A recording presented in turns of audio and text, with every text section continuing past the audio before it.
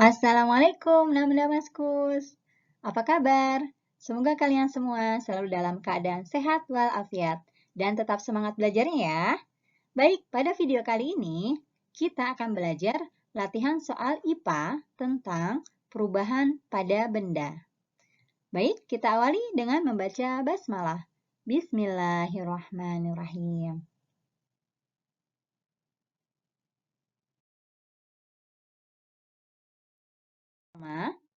Buah yang diletakkan di tempat terbuka dapat mengakibatkan buah menjadi manis, pahit, busuk, atau besar. Pasti kalian tahu jawabannya, karena ini mudah sekali.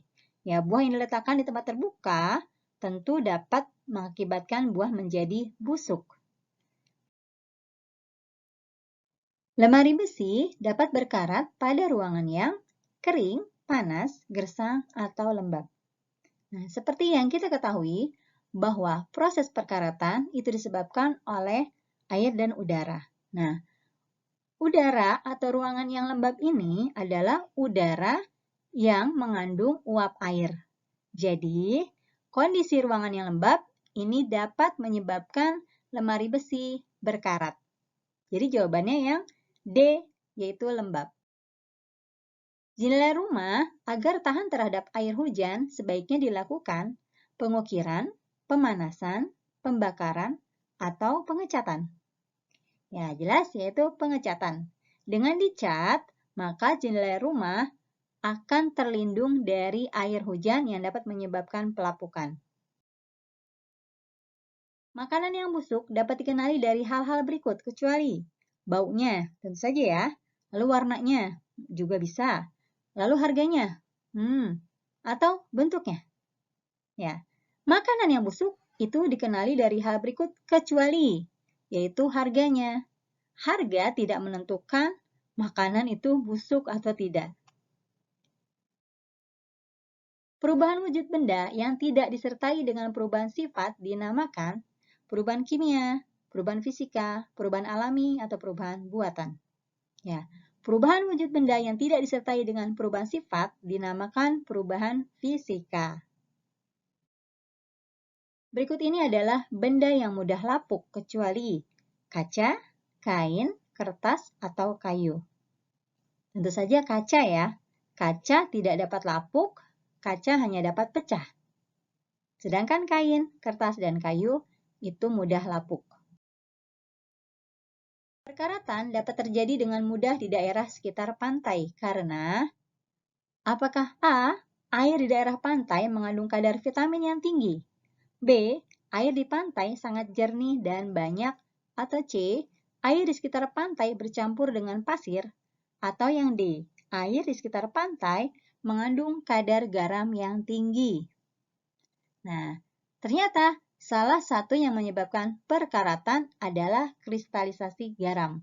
Berarti jawabannya adalah D, karena air di sekitar pantai mengandung kadar garam yang tinggi. Berikut ini contoh pelapukan adalah besi terkena air hujan, makanan terkena bakteri, kayu dimakan rayap, atau air yang dipanaskan. Yang benar, contoh pelapukan adalah kayu dimakan rayap. Sementara, besi terkena air hujan adalah proses perkaratan. Lalu makanan terkena bakteri adalah proses pembusukan. Sedangkan air dipanaskan merupakan proses penguapan. Kayu yang dipernis dapat mencegahnya dari proses perkaratan, pembusukan, pelapukan, atau pengerasan. Jawabannya adalah pelapukan. Dengan dipernis, kayu menjadi lebih kuat, tidak mudah lapuk. Perkaratan terjadi karena logam besi berikatan dengan air dan batu, air dan udara, air dan es, udara dan api. Nah, seperti yang tadi Bu Santi sudah sampaikan bahwa perkaratan itu dapat disebabkan oleh air dan udara. Berikut ini adalah hal-hal yang tidak menyebabkan pelapukan adalah suhu, angin, plitur, atau air? Ya, jawabannya adalah plitur. Karena plitur adalah salah satu bahan yang dapat melindungi benda dari proses pelapukan. Sementara suhu, angin, dan air adalah penyebab dari proses pelapukan yang terjadi pada benda. Pelapukan mekanik atau fisika salah satunya bisa disebabkan oleh hewan, tumbuhan, sayuran, atau suhu. Ya, jawabannya adalah suhu. Tentu ya. Karena pelapukan fisika ini adalah proses pelapukan dari batuan yang diakibatkan adanya pengaruh faktor fisik pada batuan. Ada faktor utama yang paling berperan dalam proses pelapukan ini. Faktor yang paling dominan tersebut adalah suhu udara. Ada juga tekanan dan juga kristalisasi garam. Pelapukan fisika juga dikenal sebagai pelapukan yang disebabkan oleh adanya perubahan suhu atau iklim.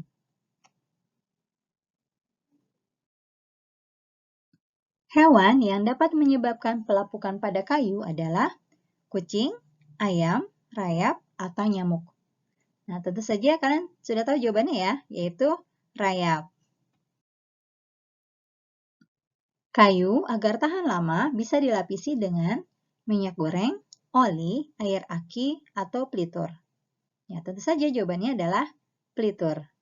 Kayu bisa tahan lama dilapisi dengan pelitur, bukan minyak goreng, oli, apalagi air aki.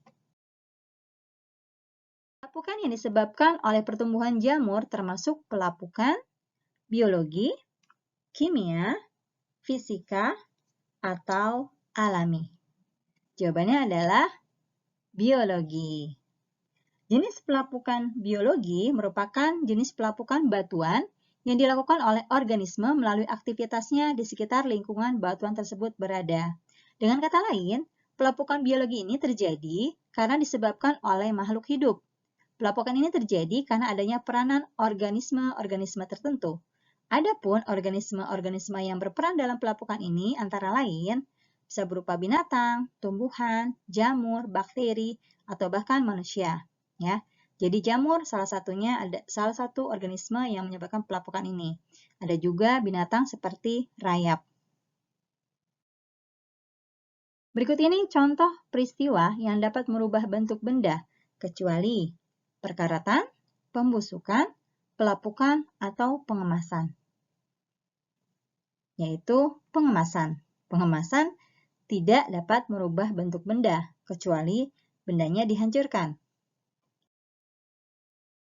Benda yang sering dipakai untuk alat-alat memasak terbuat dari karet dan kertas, kain dan besi, kertas dan kain, atau besi dan seng. Jika benda yang terbuat dari karet dan kertas dijadikan alat memasak, tentu benda itu akan mudah terbakar. Begitupun dengan kain. Lalu, jawabannya benar adalah besi dan seng, karena besi dan seng bersifat kuat, tahan api. Jadi bisa digunakan sebagai alat memasak. Kayu sering dipakai untuk pembuatan perabot rumah karena sifatnya yang keras dan sulit dibentuk, atau yang B, sifatnya yang lunak dan mahal, atau yang C, sifatnya yang keras dan mudah dibentuk, atau D, harganya yang cukup mahal. Nah, kayu sering dipakai untuk pembuatan perabot rumah karena mempunyai sifat yang keras dan mudah dibentuk. Sifat kayu keras, mudah dibentuk menjadi bentuk apa saja, bisa meja, kursi, juga lemari, dan lain-lain. Benda yang sifatnya ringan dan tahan terhadap air adalah kertas, kain, besi, atau plastik. Nah, kalau kertas, seperti yang kita tahu, memang ringan, tapi tidak tahan air. Kain juga ringan, tapi juga tidak tahan air. Besi tahan air, tapi berat. Jadi yang benar jawabannya adalah plastik. Pelapukan yang disebabkan oleh aktivitas organisme disebut, nah tadi sudah Bu Santi sampaikan ya, yaitu pelapukan yang disebabkan organisme adalah pelapukan biologis. Contoh perubahan benda yang bersifat tetap adalah kayu yang dijemur, es yang mencair, air yang menguap, atau kayu yang dibakar. Jawabannya, contoh perubahan benda yang sifatnya tetap adalah kayu yang dibakar. Kayu yang dibakar tentu akan berubah menjadi arang dan tidak bisa kembali lagi menjadi kayu. Sedangkan kayu yang dijemur itu tidak mengalami perubahan bentuk. Lalu, es yang mencair dapat menjadi es kembali jika dibekukan. Berarti tidak tetap ya. Lalu air yang menguap, air dipanaskan lalu menguap. Uap air itu dapat berubah menjadi butiran air kembali dengan melalui pendinginan.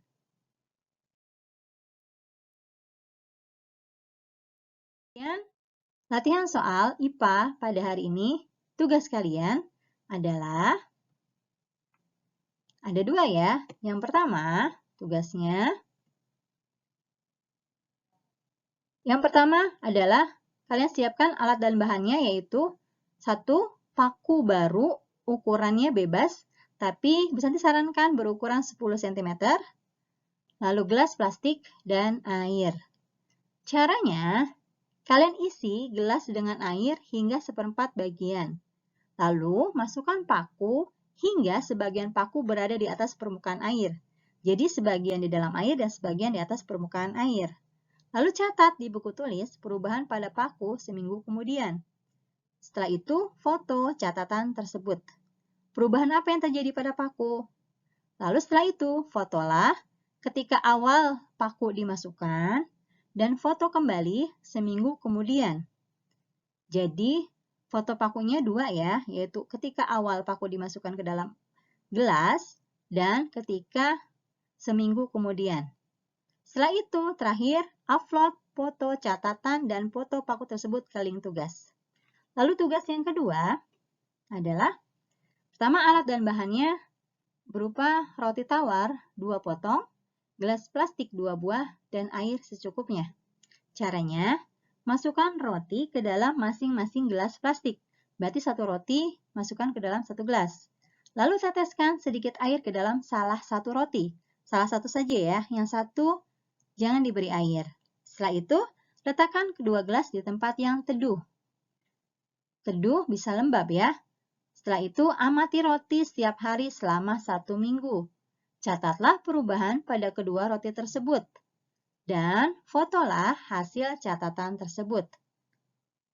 Foto juga roti saat awal dimasukkan ke dalam gelas dan saat seminggu kemudian.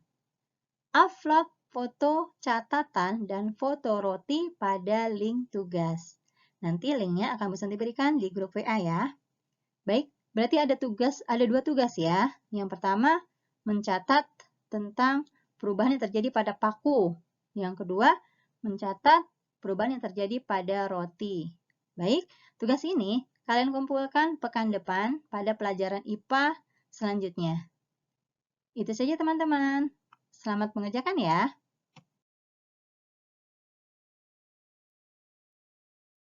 Baik, demikian pertemuan kita pada hari ini.